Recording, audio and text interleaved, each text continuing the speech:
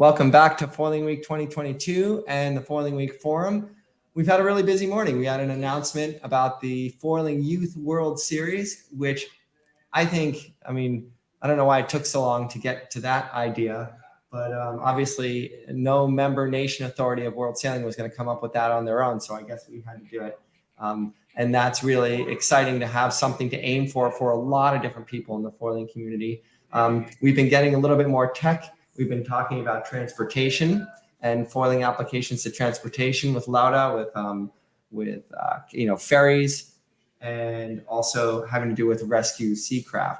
So now today our topic is FoilTech beyond load cells. What's going into foils?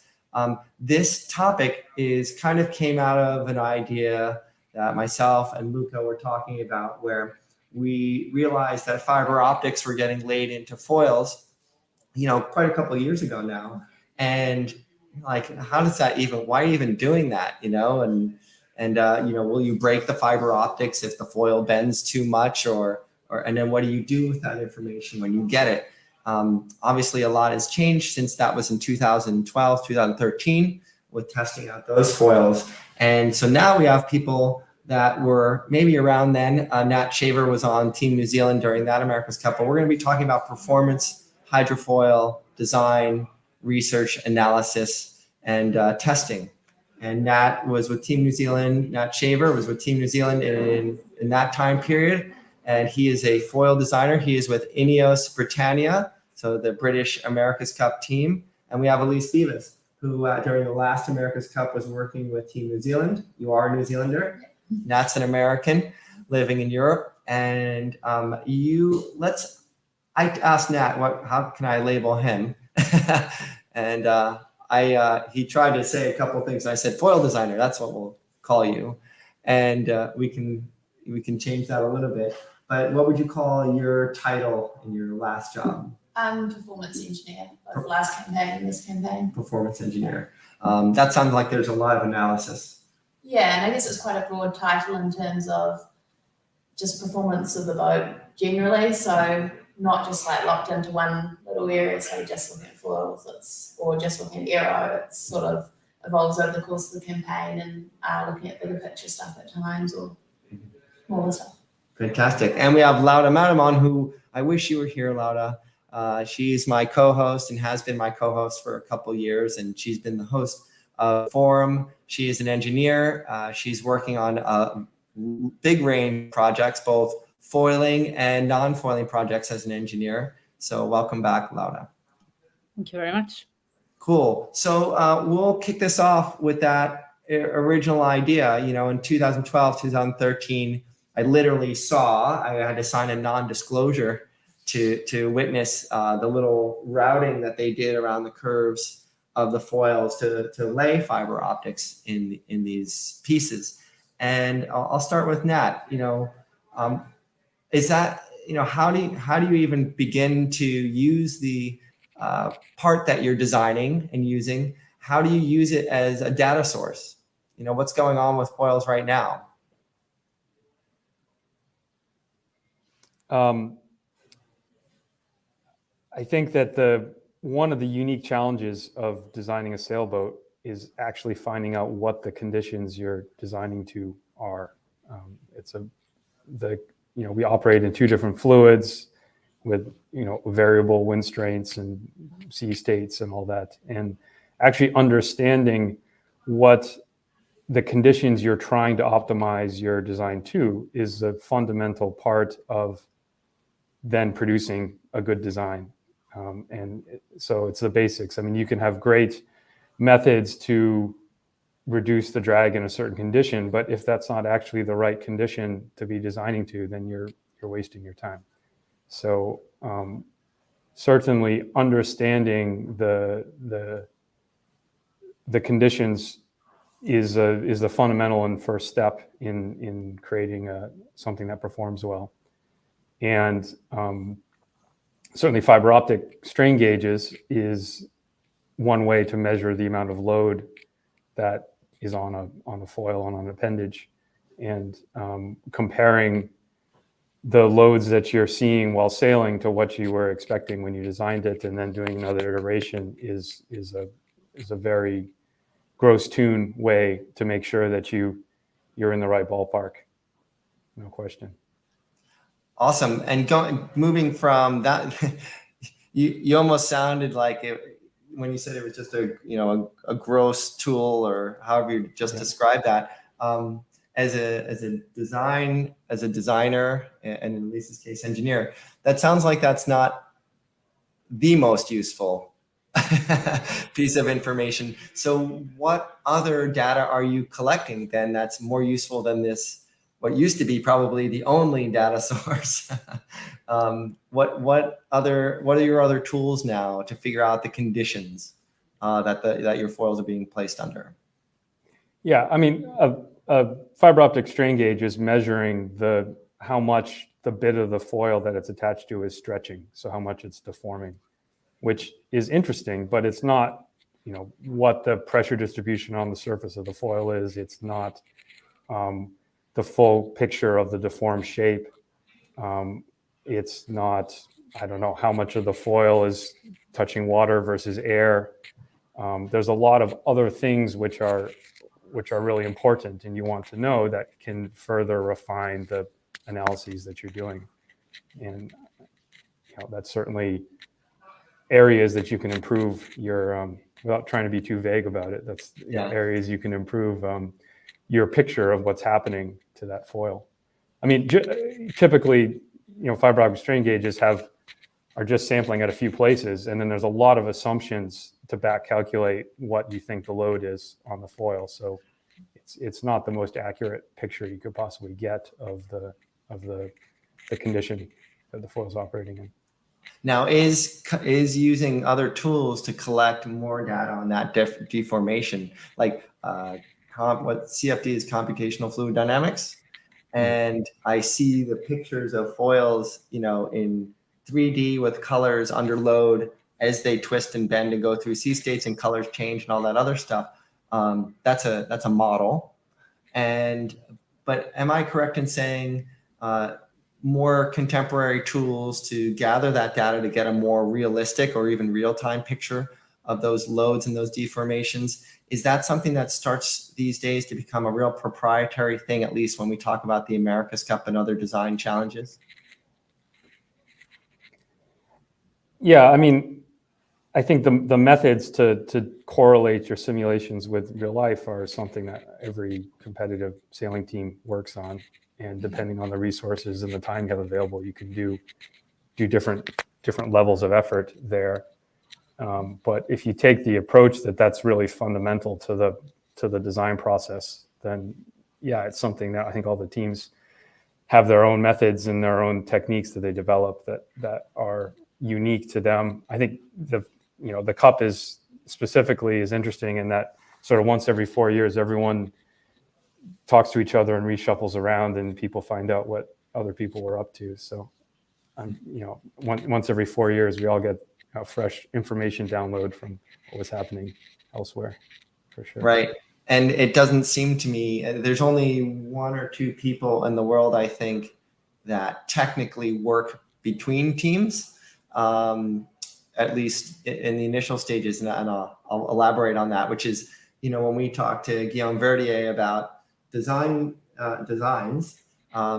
he, in the IMOCA class, for example, for the Vendée Globe and around the world races, he works on like the top 3 boats, right? But there, no one's allowed down below on those boats because you don't want to see, some competitive advantage.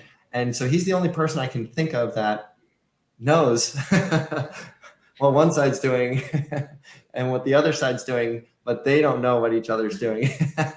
But you're right. I never thought about it that way, that once a cup cycle turns over, some people are released, that there's this dump of knowledge sharing, and then people go back into their corners.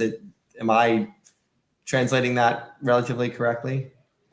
Yeah, I mean, I think it's a small world, so often we're working on other projects as well outside the cup, maybe with someone we're competing with on it in another form of racing. So yeah, it's kind of a funny game of how much you can talk about at the time to make sure that the project you're working on with this other person is the best you can do, but also not giving away all the goods. Awesome. Yeah, and we're go ahead, Elise. Yeah, and I guess we've found that a bit with the AC40 design at Team New Zealand is in terms of things that are being developed for the AC75s, and do you put that in on the 40 and then all the other teams will see it, versus do you spend time to redesign something different to keep that secret? Awesome. Yeah, and that's a very unique situation with the AC40, I guess, Yeah. because that's a craft that doesn't have the same open parameters that an AC70 would have. Yeah. Cool. Well, let's move on to Elise. And by the way, Nat, you and I did have this conversation. I won't press you for how you come up with certain ideas. I mean, for fun, I'd like to try and put you on the hot seat live, but I'll try to keep it under reins. So Elise, Nat is a foil designer, among other things, and he's working for an individual team. So you've worked for Team New Zealand. It sounds like you're continuing to work for Team New Zealand. You're again, the title was performance engineer. Like you said, it is a broad title. But to get from the trying to collect real-time data from a foil, from the boat, from the loads on the boat, loads on the wing, and all the other sensor data and other data that's collected in a given session, that information has to get to Nat, it has to get to the sailors, and it's 100% performance. Like everything that's analyzed and used has to do with increasing performance on every level. Where do you fit in with this performance search? Yeah, so once we get to the point in the campaign where we're sailing and on the water, so last campaign, and I think it'll be roughly the same this time, I'm out on chase one by Ray Davies, the coach, and I'm the main person sort of inputting comments and stuff as things happen. It might be making a note of something the sailors have said on board, something gone on with a chase boat or whatever. And other people can put in comments, and there's obviously heaps of other people both on the water and on land looking at the data live as it comes in. And then once we go ashore, data comes off the boat and goes onto the server at work, where just anyone can get onto it straight away. So, the sailors might jump on and, go and review some good tacks or some bad tacks and what was different. Or you've got the structural guys, they might have heard that, something, there's a bit of a crack or, something went wrong, and they'll dive into that part of a day. And then we have Kelly Hartzau, who joined us last campaign. And so she's actually the one who runs the fiber optics and the foils. So she's back this time again also. She goes through all the loads from the day and sees, if we've hit any records to then, alert the relevant people that, hey, we've seen something we haven't seen before, just check that everything's all okay. And going through a full campaign like you did last time, I'm guessing that finding out what the really important stuff is to bring forward, prioritize the data and sharing it or moving it to the right place. Can I assume that was a big evolution from the beginning of that last campaign to the end in terms of what you were really focusing on getting to the team? Yeah, I definitely sort of, developed tools over the course of the campaign, and also in terms of, what sailors or designers were asking about and what was of most interest. At the start, we're just commissioning the boat and trying to get the sail up and, getting into the real basics of it, especially as we headed towards racing was, how's this, or in the middle maybe, how the straight line performance compared to VPP predictions, and you've got that whole differences between the model and reality, and where there are differences, what could be the cause of those, and then looking more into maneuvers and stuff, and racing. So it got to the pointy end. Yeah, and it seems to me that as things move forward in terms of how designers and teams develop their performance packages and improve, it seems to me that like someone in your position, they start out with one person doing what you're doing, and then you find out that you can expand that role. Maybe, is there more than one person doing what you're doing in this? I was still really the main person. actually Kelly then she started looking at a bit of the stuff once the match racing was actually happening. She was just sort of looking at pre-starts, and other people would just pull out bits and pieces, and the sailing team would definitely looking at stuff themselves too. Well, Cool. I was just going to ask you this, but I'm going to ask Nat. A person like Elise, you don't have to tell me, you may have someone on your team like her. How important is someone like this on a team for the designers? That's someone you want to see first after a session, and what kind of things are you focusing on that maybe the sailing team coaches are wanting certain information out of the session, and then you go to this person, you say, I need 10 minutes of your time, I need X, Y, and Z. What kind of things that are you more focused on from someone like this versus like a coach would want? Yeah, I mean, I think the role that Elise is doing is really critical in the team.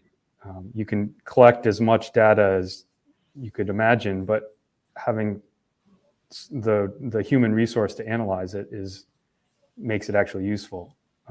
And often the best ideas for developments come out of that analysis. So no one on the team has a monopoly on coming up with a good idea. So often it comes out of the people looking at the data and interpreting it and doing that day in, day out. I mean, each team's structured differently, but I think that role exists in every single team. And was that your question? Yeah, absolutely. And my next question is, your role is you really rely heavily on any data that you can get on the parts that they've chosen you to design and send stuff to engineers and have them built and improve them. How much is you just said the feedback, the human element of it, almost Elise's first edit, of the data and what historically she thinks people want or what you're asking for. How about actually speaking with she was saying she writes down comments too, which overlays with all the data from the day, what was happening when this person made this comment, because you have to capture that information. How important to you is the human sensor, the end user, versus the data that you get? Can you easily just go into a cave and just study data, or is it really important for you to talk to some of the sailors?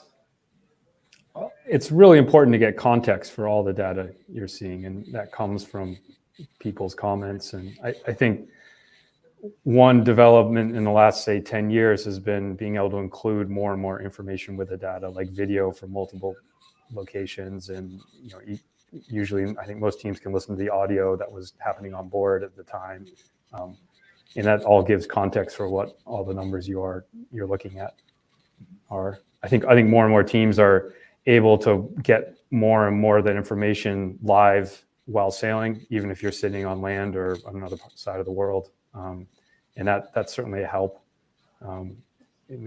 Sitting on a chase boat, watching the boat live gives you a lot of useful information, but at the same time, it's not the best place to do real engineering.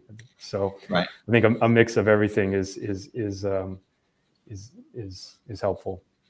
And do you ever sit down with the sailors, particularly the pilots maybe, or the flight controllers, and have that really how did it feel? Do you ever have these kind of deep dives with the pilot or flight controller about those kind of details, or is it really unnecessary? You have most of the information you need.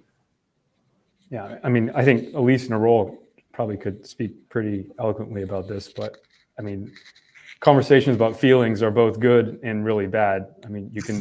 I think so. You can almost struggle to get the sailors away. They're definitely very keen to talk. Oh, okay, interesting. Yeah, because they have a lot to say. Yeah. That's interesting. Yeah, because they want to tell you everything they know. They think it's helpful, but they also want to get it on paper, meaning get it out. All their thoughts, because they're basically not recording everything they're thinking while they're sailing, whereas you're recording a lot of data that they're not seeing, and even stuff that they're not feeling. Yeah, I mean, I think typically most teams structure their day so that there's a meeting of some sort after sailing.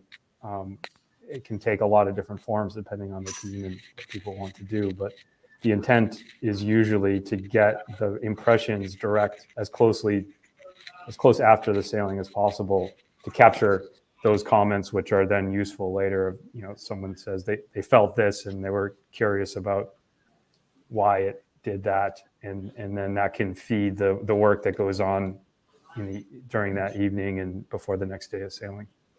Cool. And now we're going to move into something pretty darn techy, so we can see if we can navigate this, and talking about where simulators fit in. And I know a lot of when we talked about the SUMOTH, the Sustainable Moth Challenge, I didn't really pay attention to it, but wondering what type of simulation and CFD that they were using, you know, what level, how strong these tools are that they were using in the SUMOTH Challenge. But maybe I'll let Laura take it over and work with Elise and Nat to see where simulators fit in to foil design, and how data collection and a simulator and, you know, and then redesign works. Yeah, I guess you can comment, but I guess you have different level of accuracy and different levels of speed that your simulators can run, and how much do you learn from just trying it out with the engineers, and or the sailors can learn from it later on. Yeah, so we use Gonbot, which I actually noticed in the Flying Nika, the making of video at the opening. I saw a few shots of Gonbot on the screen there. So that's our simulator and VPP software that we use.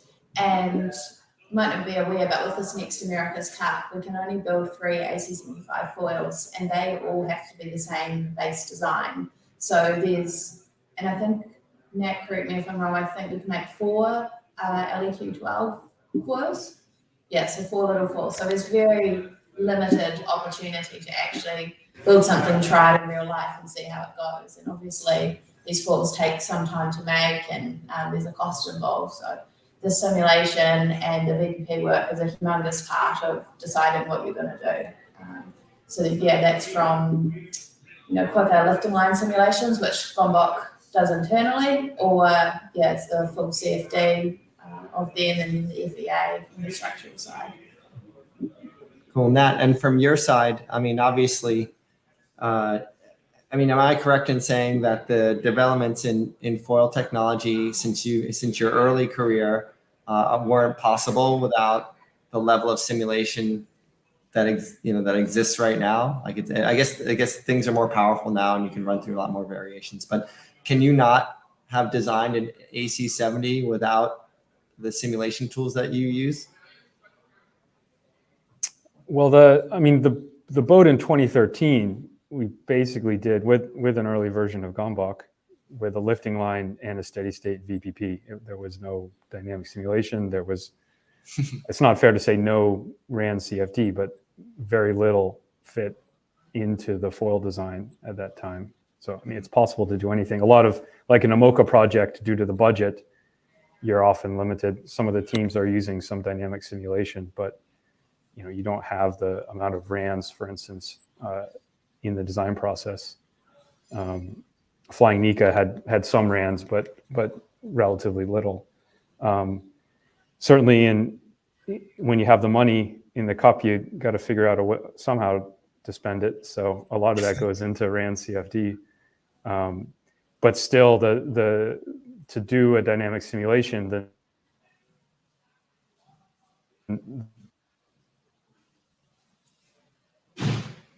You paused for a second there, Nat.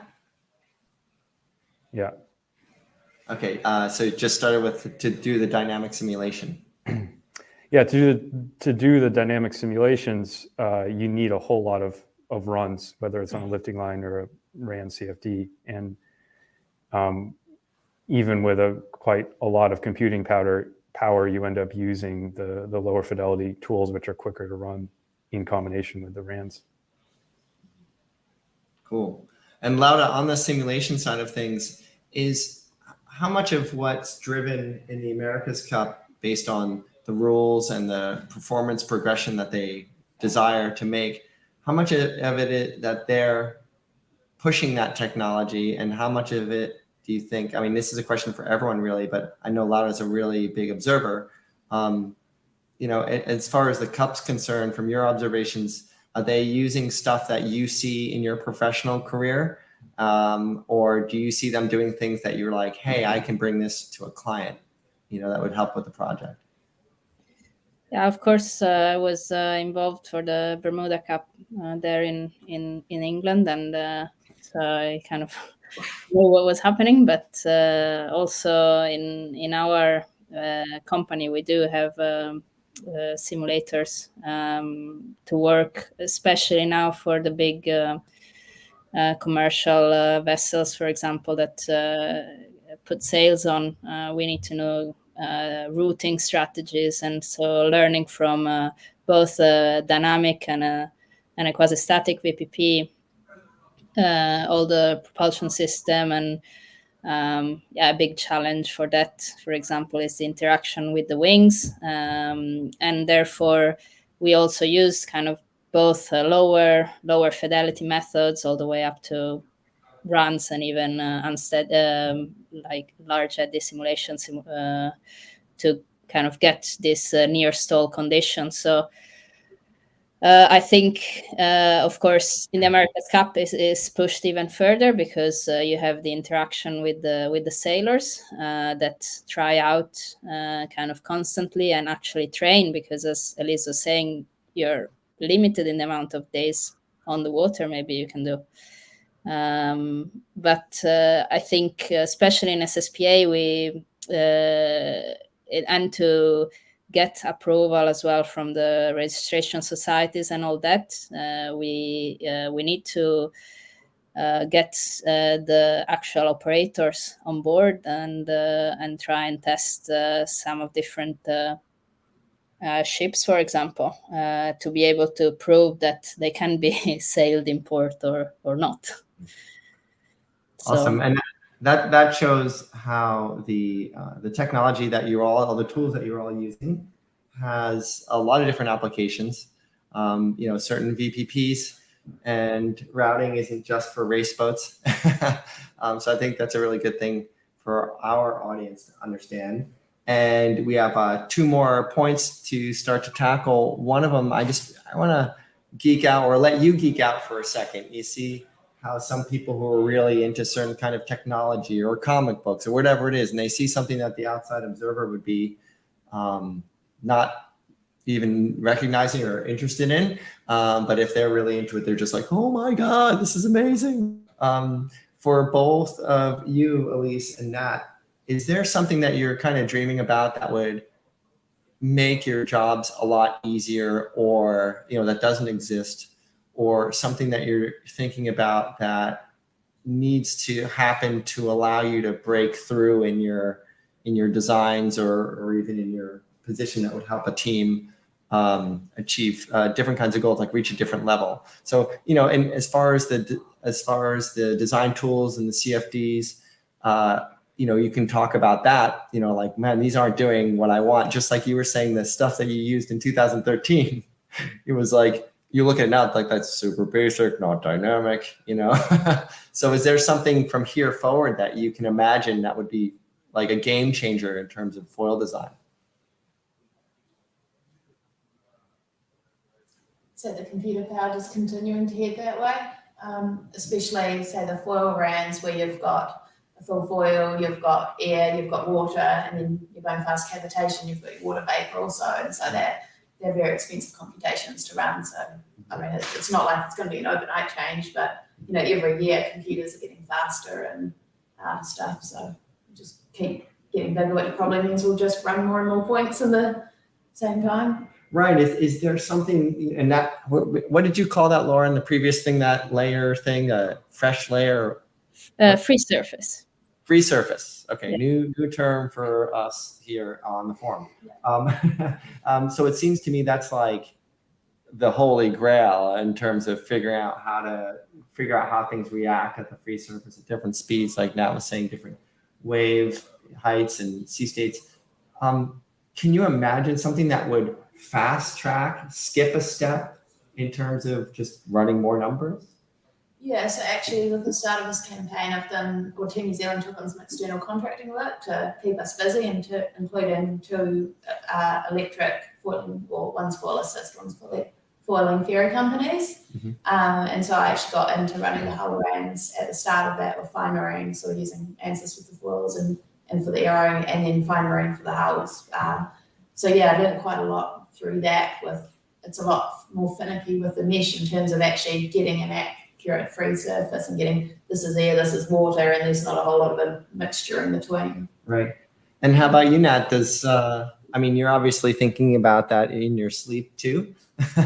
But is there, it doesn't have to be about free surface. Is there a design tool or some other kind of tool that you think isn't in existence right now or needs to be developed?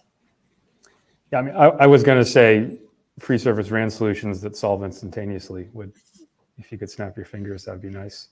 But I guess that, yeah.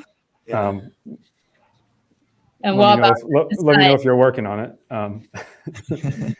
But to come up with something else, maybe more practically, in the foil world, it's not just about hydrodynamics. I think, actuators which have zero size and infinite force would be really nice. Materials which are, specifically for the cup, very strong but also extremely dense would be nice. There's a lot of, that's one of the things that makes foils interesting, is that it's a very multidisciplinary problem. So it brings in, you have to tackle issues from all over the spectrum to get a good design. Yeah, and I forgot to kind of put that caveat in there, because we're not just talking about design tools. We're talking, you can design the most fantastic foil for the particular class that you want, but you may not have the material to make it do what you want to do, is what you were referring to, right, Nat? Yep. Yeah, unobtainium is the material we're all still searching for. There's no one selling that? Yeah, No. Not yet. Banned out anything that heads towards that direction, just on the price point. Mm-hmm. I believe that's heavy, but it's very soft. So. Mm-hmm. Yeah, fantastic. Yeah, even in the board sports hydrofoil world, there is this. There's been a couple good attempts to do the leading and trailing edges in some kind of rubber, basically, but making it soft enough yet, not taking away too much material that's causing creating stiffness. There's applications that are almost there, but either too heavy or too much deflection in certain speeds. So there's a lot of, and a lot of it has to do with the time that you have to put towards it. A lot of these developments in foiling wouldn't have happened without the spark of the America's Cup, sending the boats into the air. So a lot of money was put into a lot of things at that time. And now, am I safe to say with both of your campaigns that it's not an open checkbook?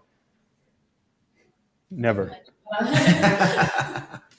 Good, you're a perfect artist. And Laura, did you have a comment on that about the kind of the future, something that doesn't exist right now that you'd love to see progress faster in terms of the technologies or tools?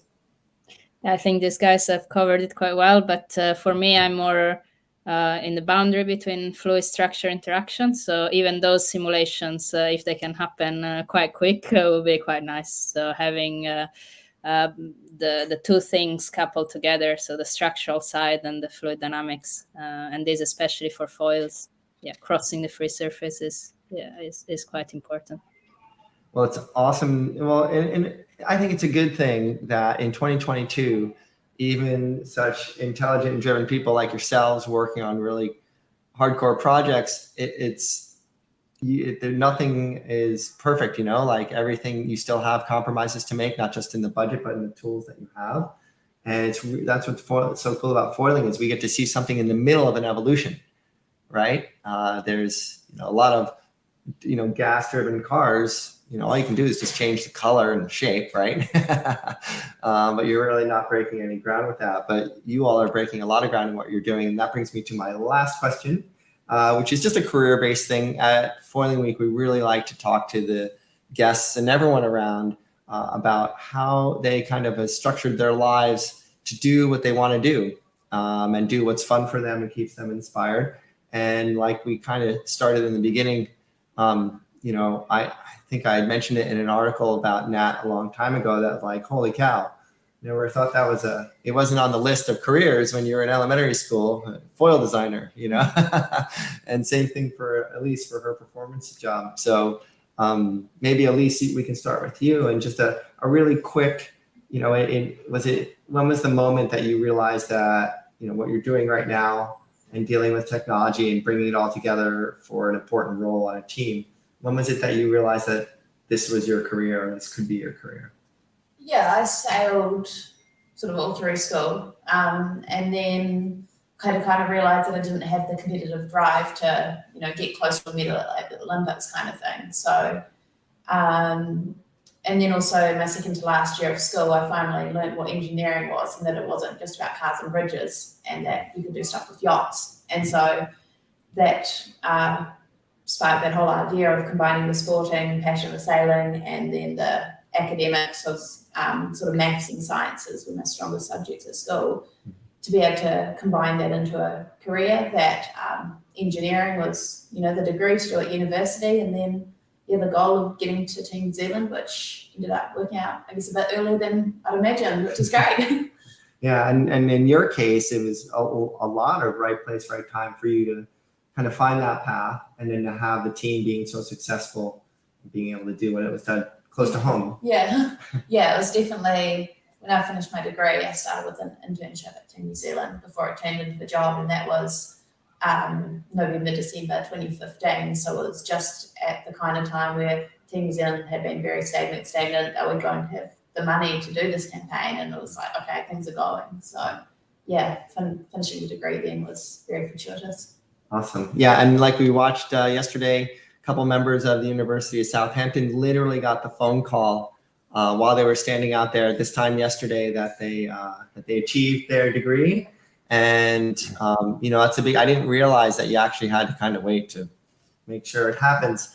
And Hattie was in tears, and I was like, I knew she was waiting for some big news, and I couldn't tell if it was tears of joy or tears of I completely failed at something I worked on for 4 years.